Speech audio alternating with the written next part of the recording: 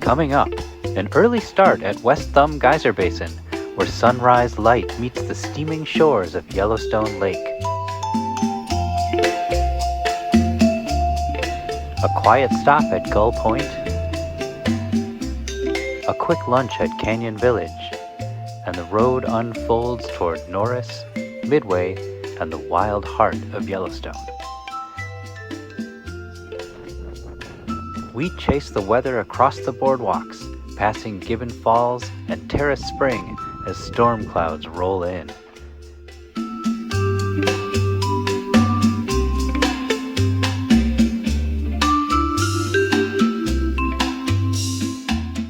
And by nightfall, we reach our cozy cabin at Headwaters at Flagg Ranch, a warm end to a day filled with steam, rain, and miles of open road. Join us on day 8 of our western road trip, from Yellowstone's quiet dawn to the edge of the Tetons.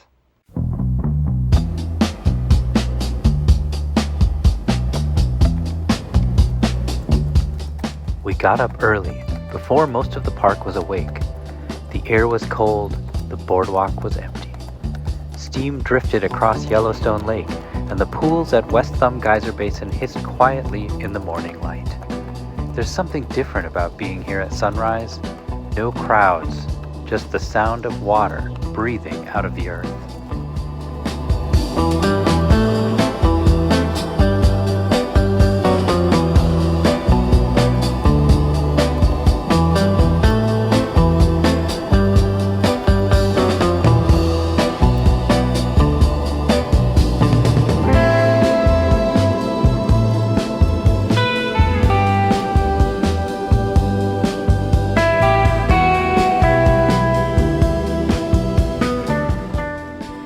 Watch the colors shift, blues turning to gold, the lake glowing behind the steam. It's easy to forget how alive this place really is until you stand here and feel the heat rising through the wooden planks.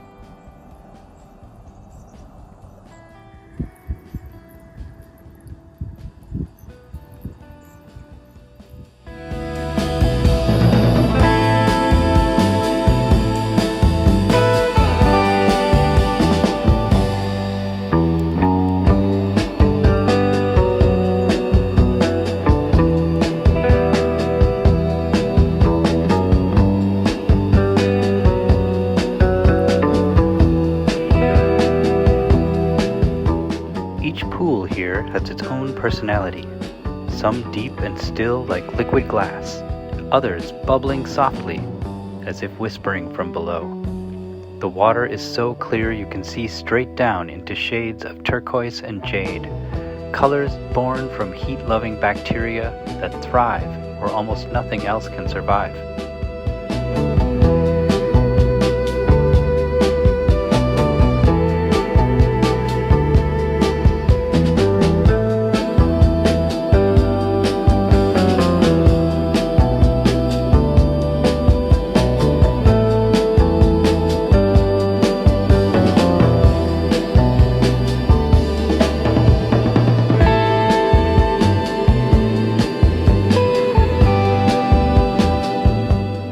As the light grew stronger, the whole basin shimmered, the lake reflecting the sky, steam drifting out over the surface like breath on a cold morning.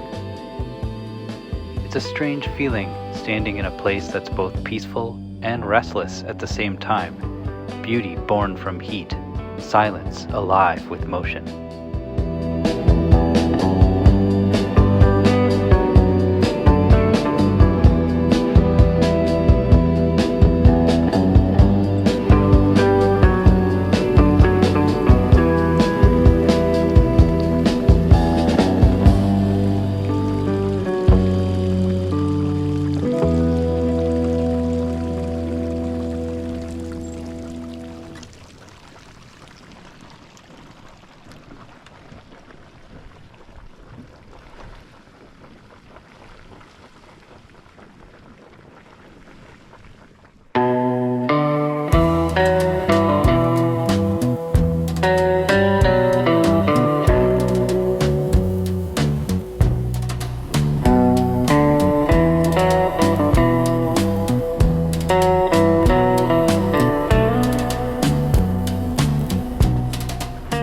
After a while, we drove over to Gull Point, one of those quiet, easy-to-miss spots along the shoreline. Nefertiti had a virtual meeting, so I sat by the lake with my camera and just watched.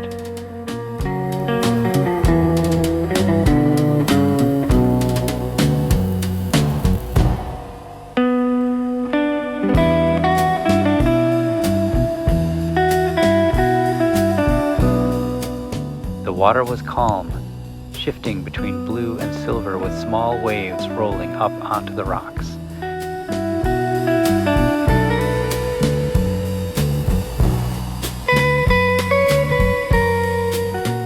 From this angle, Yellowstone Lake feels endless.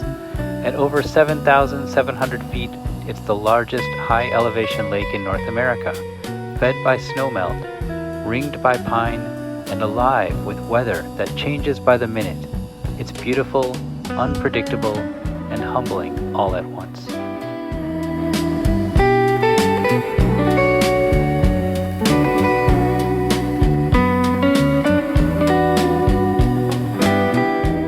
By late morning, it was time to move on. We packed up our site at Bridge Bay Campground and headed north toward Canyon Village for lunch. One more stretch of road through that huge Wyoming sky.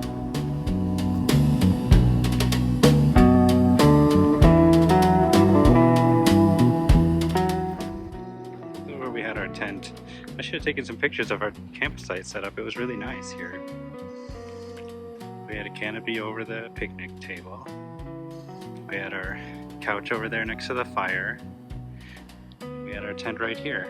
It was actually larger than, most other campgrounds we've been in so far.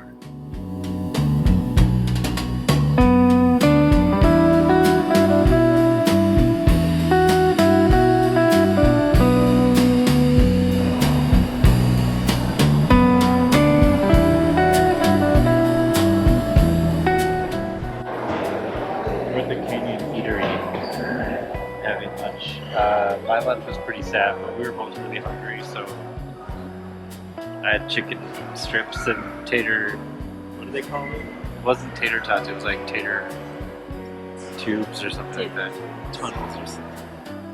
Anyway, barrels, that's what it's called. Tater barrels. They're tater tots. It's tater tots. They were very dry.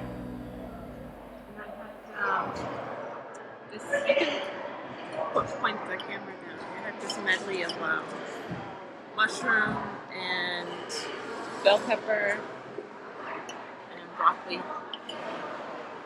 How was that for you? It was really good. It was good? Really good. I had a Fanta to drink, and for dessert I had actually the dessert was delicious. It was like peanut butter chocolate cream thing. I ate that all the way. Now I feel satisfied. Before that I was like, I'm sad. I don't want to eat these tater tots because they're like gross. I ate all the chicken. All they had to dip it in was ketchup. So anyway, out of the 3 restaurants in Yellowstone we've eaten at, this is not the best.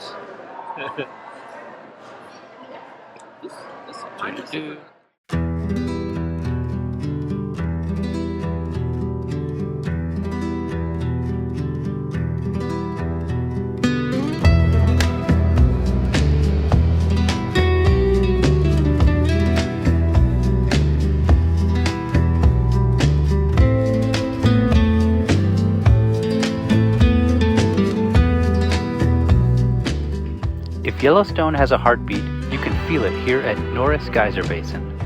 The air hums with heat, sharp, metallic, and alive. Steam rises in every direction, wrapping the boardwalks in shifting curtains of white. This is the park's hottest and most volatile thermal area, constantly changing, unpredictable, and sometimes even dangerous. Pools appear and disappear, vents shift, colors deepen or fade with each passing season. It's never the same twice. As we walked the boardwalk, every sound seemed amplified. The hiss of steam, the deep gurgle of boiling water, the creak of the wooden planks beneath our feet. The air smelled like sulfur and rain, a reminder that this calm surface is built on fire.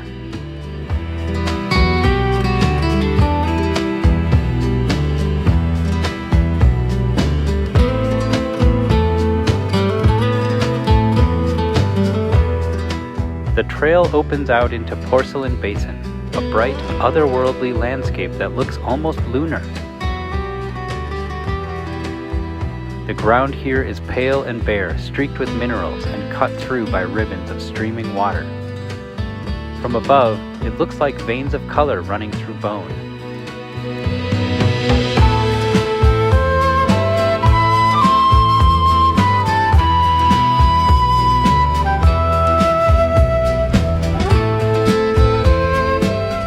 Okay, we're here at Norris Geyser Basin in Yellowstone National Park, and this is the Porcelain Basin. It's happening down there. Little geysers within the basin and hot springs bubbling, fumaroles and everything. And it smells like sulfur, dry, kind of eggy smell. Anyway, very beautiful. Weird, sublime.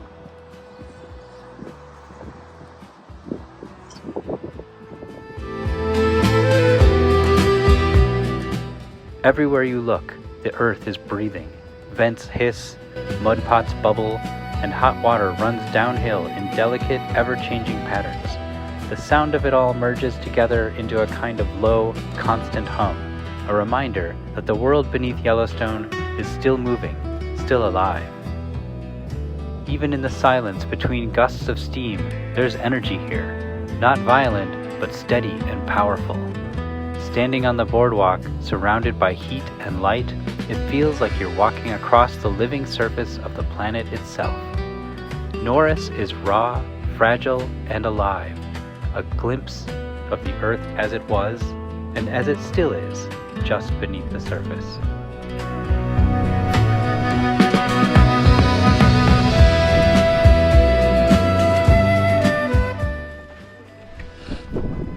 Let's see what you got here. Show us your kicks. Nice.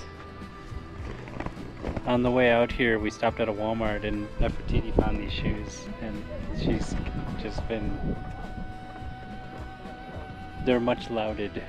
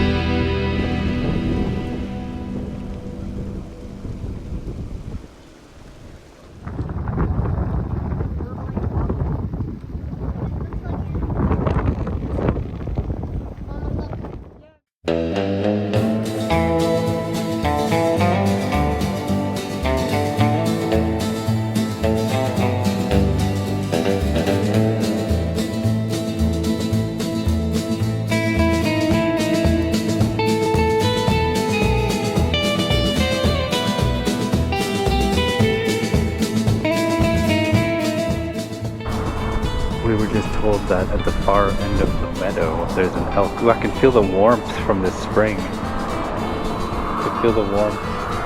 Something's happening over there. It's not good? It's not like radiation or anything.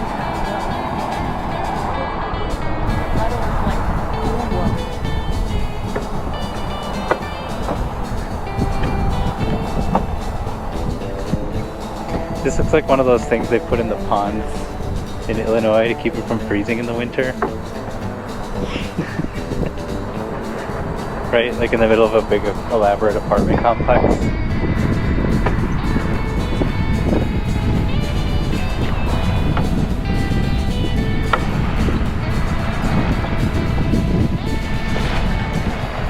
Look at this.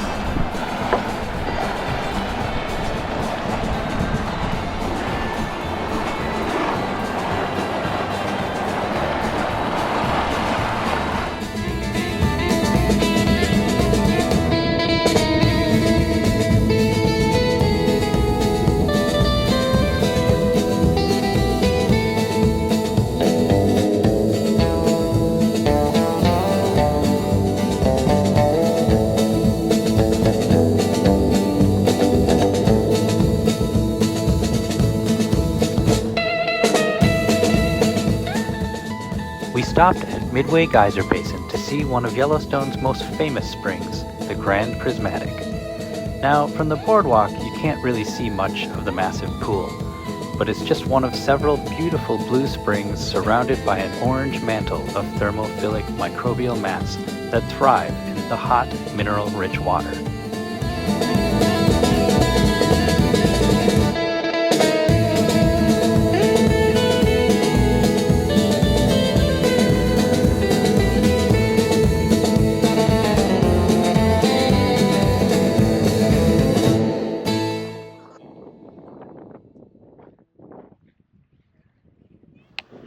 There is a trail that goes up behind the Grand Prismatic to get a better view of the spring from above. The overlook area of the trail can get pretty crowded during the day, so the best time to visit is probably early in the morning or near sunset. Unfortunately, the cooler air at those times means the fog and steam from the hot springs can obscure the view. We decided to get a look from ground level, and this is what we could see.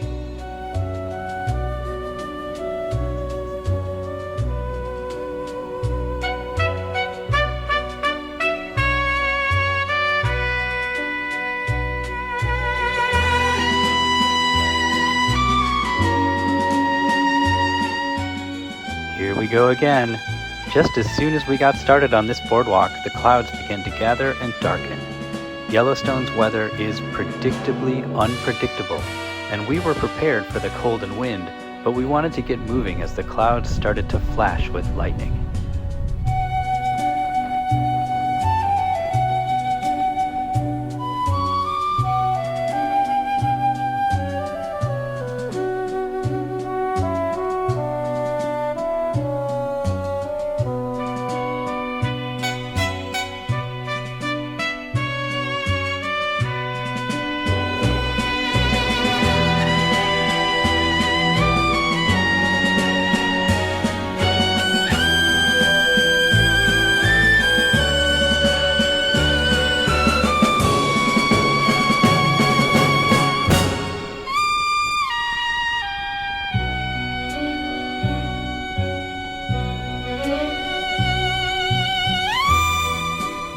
From there, we drove south through the forests toward Headwaters at Flagg Ranch, our stop for the night. We passed the Old Faithful Inn and stopped for some hot chocolate and ambience.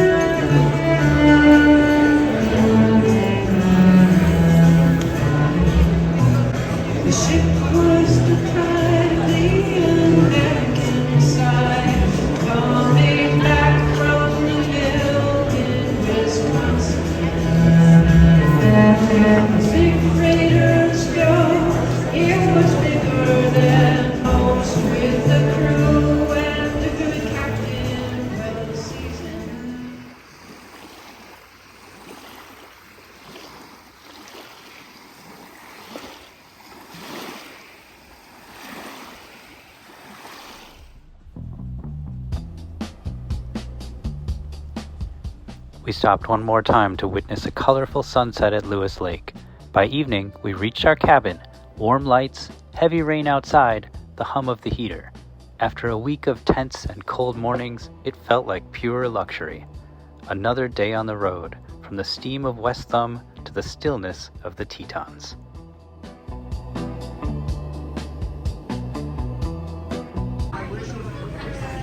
How's it? You about to max that? I'm gonna try. Oh wow!